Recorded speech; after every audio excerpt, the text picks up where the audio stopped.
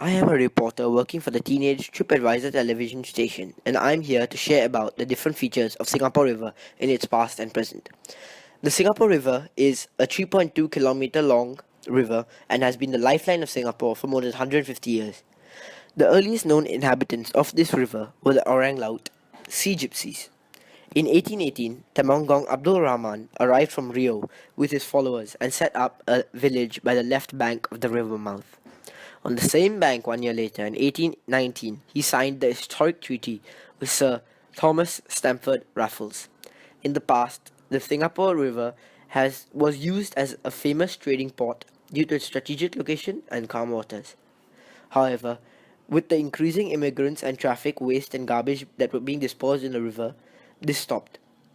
In 1977, Mr. Lee Kuan Yew, the Prime Minister then, brought up the Singapore River Cleanup Project, making the river clean like what it is today. Before the construction of bridges on the Singapore River, sampan, also known as the rowboat, were operated by Indians, and they were used to cross the river. Today, you can take a cruise in the Duffy boat or traditional bumboat and sail down the Singapore River while taking in the spectacular views. The cruise is about 40 minutes and you will get to see picturesque views of Boat Quay, Clarke Quay and Marina Bay. The last trip available is about 10:30 p.m. For adults, the ticket price is $20 and children $10.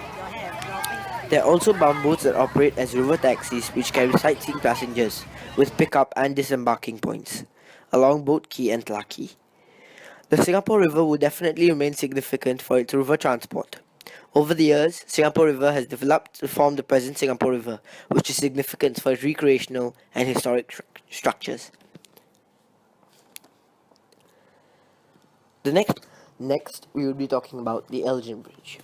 The bridge was completed in 1929 and named after Lord Elgin, Governor General of India, from 21st March 1862 to 20th November 1863. Elgin Bridge is believed to have existed at its current location as an unnamed footbridge as early as 1819. It was also the only bridge across the Singapore River linking the Chinese community on the southern side to the Indian merchants of the High Street on the northern side. This bridge is certainly worth a visit due to its long history. Now, we will be talking about the statue of Sir Stamford Raffles.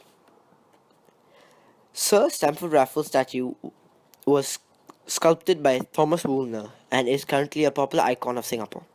The statue depicts Raffles standing tall, arms folded, with an aura of quiet assurance.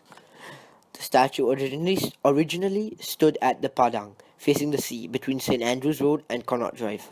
However, it was often struck by flying footballs or used as a seat for a vantage view of a field game at the Padang. So the authorities felt a more respectable location was required. Thus, for Singapore's centenary celebrations, the statue was moved to the front of Victoria Memorial Hall on 6th February 1919. This statue is seen as different symbols by different people. Lee Kuan Yew said that the statue would stand as a symbol of public acceptance to the legacy of the British and could have a positive effect in Singapore's future development, while Albert Winsemius, an economic advisor of Singapore in the 1960s, saw the statue as a symbol of developed Singapore. Next, we would be talking about the shops, restaurants, bars, and banks located along Singapore River. In the past, the Singapore River was just a polluted trading port with many boats crammed into the river. Now, Singapore has developed such that even restaurants and cafes are situated along the river should you feel hungry. Furthermore, many infrastructures surround the river, which are mostly bank companies. There are also nearby shopping malls that include Funan Digital Life Mall, The Arcade, Raffles City, Peninsula Plaza, Central Mall, Liang Court, Robertson Walk, and many more to ensure you wouldn't get bored.